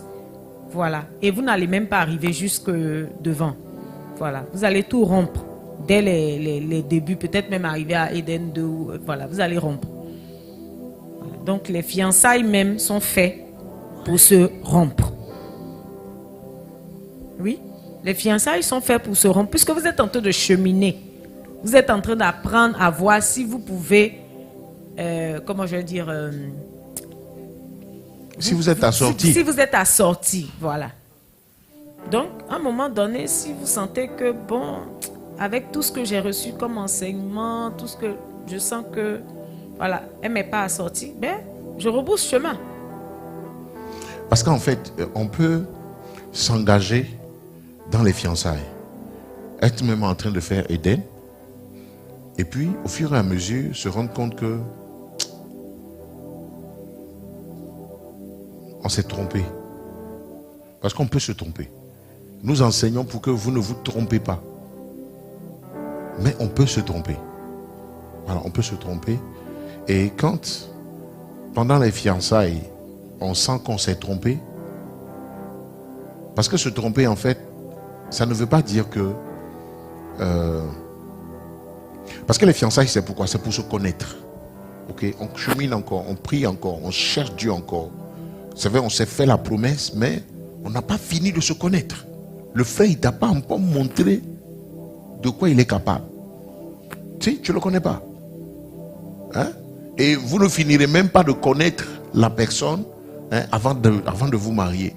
Mais avec la prière, au moins le Saint-Esprit, pendant les fiançailles, va vous montrer tout ce qu'il faut, tout ce qui est nécessaire pour aller au mariage avec les enseignements et tout. Donc si dans les fiançailles, on découvre des choses, parce que apprendre à se connaître veut dire on s'étudie et on essaye par la prière, les enseignements, de se corriger. Je n'aime pas telle chose, c'est ma fiancée. Je dis, ah, la manière dont tu me parles là, il faut changer ça. Voilà. Quand je te parle, tu ôtes le ton, pardon, tu hausses le ton, tu me parles en genre, non, il faut changer ça. Vous voyez? Voilà. Tu as senti que la soeur, elle est irrespectueuse, elle est coléreuse. Voilà, elle est... Voilà. Et ça, c'est des choses qui peuvent changer avec la prière. Voilà. Mais si, au fur et à mesure que vous évoluez, ça ne change pas, ça veut dire que la personne assortie là, ce n'est pas vraiment elle. Et si tu sais que cet aspect des choses est très important pour toi, alors tu arrêtes. Tu arrêtes. Et tu auras bien fait d'arrêter. Personne ne va t'en vouloir pour ça. Tu vas arrêter. Pourquoi? Parce que ce qui ne change pas dans les fiançailles ne va pas changer dans le mariage. Fondamentalement, hein, ce qui ne change pas dans les fiançailles. Ou si vous ne voyez pas déjà dans la personne qu'elle est en train de faire vraiment des efforts de changer, que vous voyez en tout cas des ébauches d'efforts, des ébauches de changement, des choses qui vous encouragent à aller plus loin, il faut arrêter.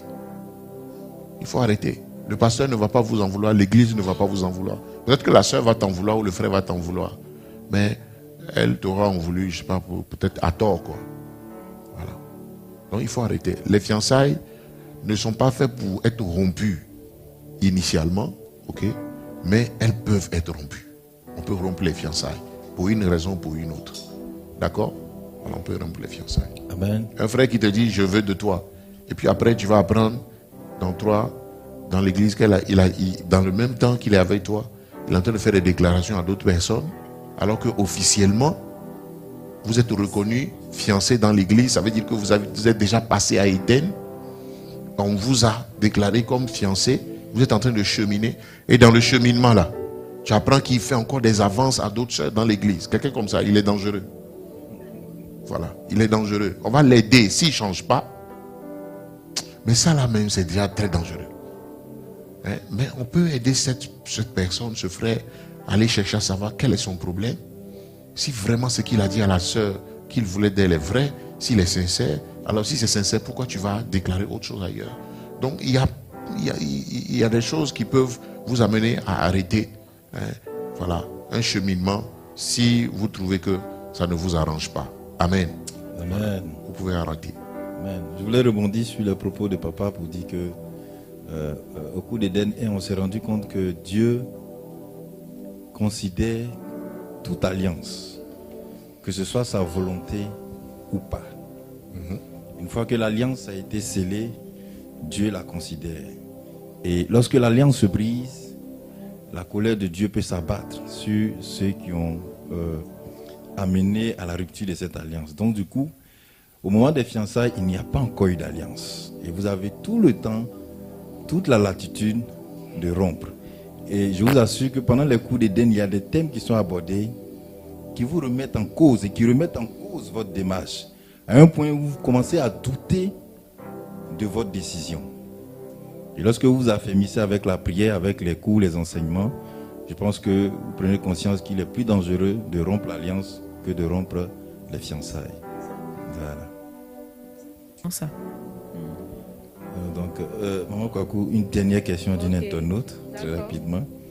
Alors, elle dit ceci. Comment fait-on quand malgré les prières, on n'a toujours pas de réponse et que les demandes se font pressantes? Il faut attendre. Les âmes sœurs pleuvent. Elle prie, mais n'a pas de réponse. Il faut attendre. Et est-ce qu'elle doit écouter la conviction de son cœur? C'est 1. Et puis, elle dit aussi, si oui, est-ce qu'une fille évangélique peut avoir la conviction pour un frère pieux, mais qui est catholique, espérant qu'il change de religion avant d'aller plus loin?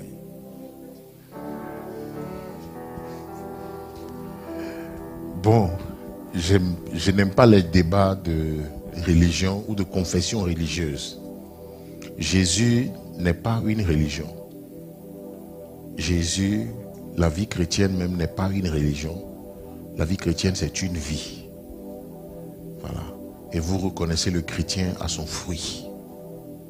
S'il produit des fruits qui sont dignes d'un fils ou d'une fille de Dieu, il est chrétien, il est né de nouveau. Ce que nous appelons les catholiques là, il y a des catholiques qui sont convertis à Jésus et qui ne croient pas à un certain nombre de pratiques qui sont faites là-bas. Mais fondamentalement, vous allez vous rendre compte que ils ont accepté Christ. Voilà. Et quand vous tenez un certain nombre de débats, il va te dire, je ne suis pas dedans. Je ne fais pas telle chose, je ne prie pas telle personne, je ne prie pas les anges, je ne prie pas Marie. Il y a des choses que la personne ne fait pas. Bon, c'est lié à sa foi. Voilà. Quoique elle est dans une église où ça se fait.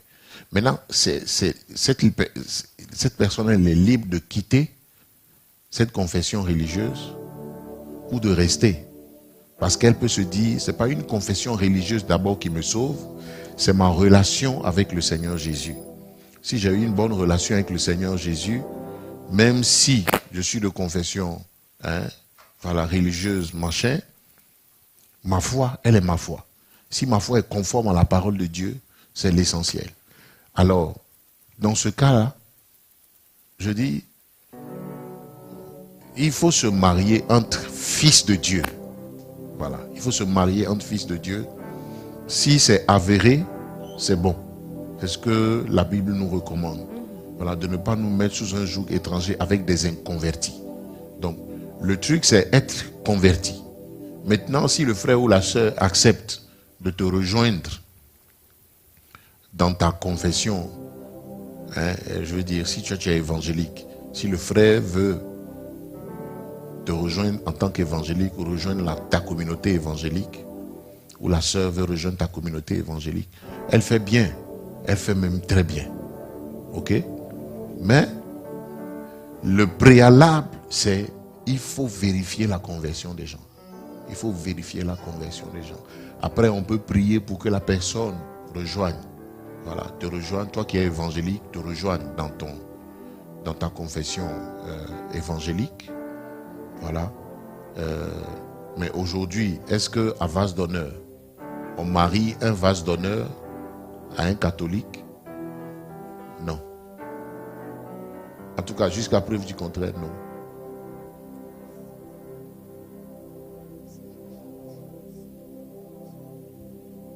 Bon, il y a des choses qui n'ont pas commencé ici. Voilà. Il y a des choses qui n'ont pas commencé ici. Il y a des gens qu'on a rencontrés dans l'église qui vivaient ensemble.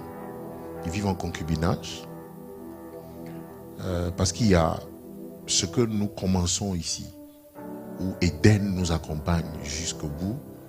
Et puis il y a des gens qui ont rejoint la communauté, mais qui étaient dans des engagements avant d'être ici. Voilà. Ils vivent en concubinage, ils ont des enfants. Ces personnes-là décident à un moment donné de se marier, de régulariser leur situation. Vous allez voir que c'est pas des mariages qui ont la même forme. On va régulariser, ils vont aller se marier à la mairie et puis nous on va juste bénir, voilà, le mariage. Mais il y a des mariages qui ont été conçus ici, il y a des relations qui ont été conçues selon les procédures en vigueur dans l'église. Ça, nous veillons à ce que les gens fassent les choses dans les règles, comme c'est établi. Voilà. Amen. Amen. Gloire à Jésus. Nous tirons au thème de notre moment. Coach Yabi, est-ce qu'il y a une question? Non, j'ai plus de questions. D'accord. Est-ce qu'on peut acclamer le Seigneur?